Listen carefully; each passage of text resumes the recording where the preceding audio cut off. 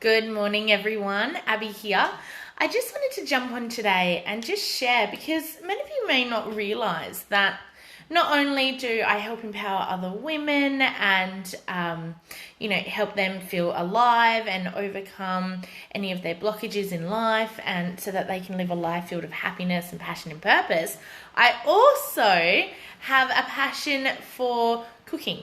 And so my children, since a very, very young age, since under the age of 1, were diagnosed with milk and soy protein intolerance. So pretty much what that means is that they can't have anything that's got milk or soy in it, but it's the protein in it. So it's like the other part of the ingredient when you break it down.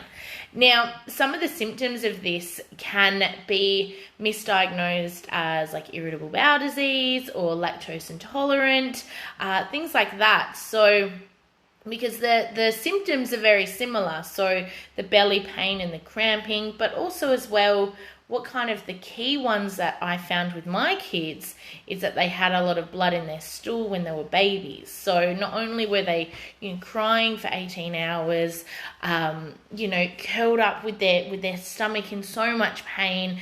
We thought it was reflux or colic, so many things that we thought it was when they were younger, to then find out that it was actually the formula that they were intolerant to because back then all formulas had soy in it. So it was like, oh, okay, maybe it's the milk going to like all different types of formulas to still find that they were having a reaction. Now, maybe you've had this with your kids, or maybe you've noticed even in yourself that when you have, even if it's, say if you're diagnosed with lactose intolerant, but even if you then go and have lactose-free foods and you're finding yourself still being unwell, it could be that you may be intolerant to the protein in the milk or the protein in the soy.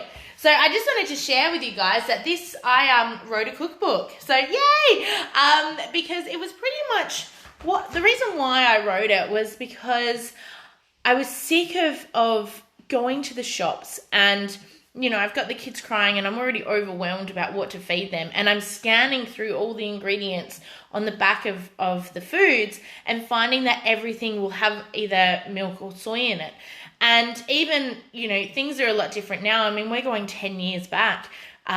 Even going to cafes or restaurants and things like that. And there was nothing the kids eat, nothing at all. I mean, you may not even know that vegetable oil, something that so many food places use to cook in, has soy in it, and they don't have to list it as the ingredients because it's a small percent. So according to the Australian food standards, and I know in the US as well, is that if it's under a certain percent that's in there, they don't have to mark it as an ingredient or mark it as an allergen. Now, that is okay for some people, but for people like my children who are very, very sensitive to even the smallest percentage of milk or soy, this triggers them. So I decided to create this cookbook. And what this is that this is 10 years, 10 years in the making of all the kind of going back to basics, okay? I know what it's like to be a new mum, that is just being, it's quite new and maybe a little bit overwhelming just being a new mum, let alone having food allergies in there. So I created this book showing back to basics, back to, I'll just show you, I teach you how to make alternative butter, okay? So I also teach you how to make bread loaves. It's a little bit awkward this way, but the biggest drive for me was birthday cakes, right? So here we go. We've got some jam drops in there, chocolate bunnies, because Easter, everyone is buying chocolate and you're like, well, my kid can't have this. What can I do? Well, babe, I can show you. I'll show you how to make some little Easter bunnies. There's fish cakes in there. What's this? There's split pea soup. There's so much in here. Just how to do. Let me have a look. So there's tomato and basil pesto. I show you how to make your own pasta from scratch.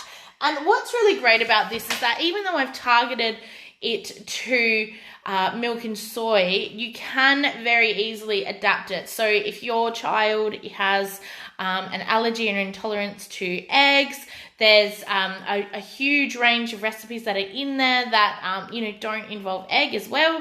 There's a few vegetarian options in there. It's full of so much greatness and safe, healthy meals that my kids have all ticked. They've got the tick of approval from my kids and from many other kids as well that I already know have the book also. But what I wanted to share as well is that I'm giving away some of my hard copies, okay? So I'm giving away 20 hard copies.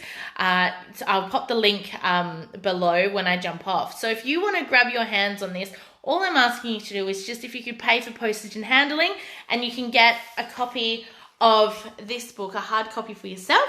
But also as well, I have a bonus in there too. So you do have the option as well to grab it's a meal plan, and there's additional recipes in there too. So I'm going to pop the link.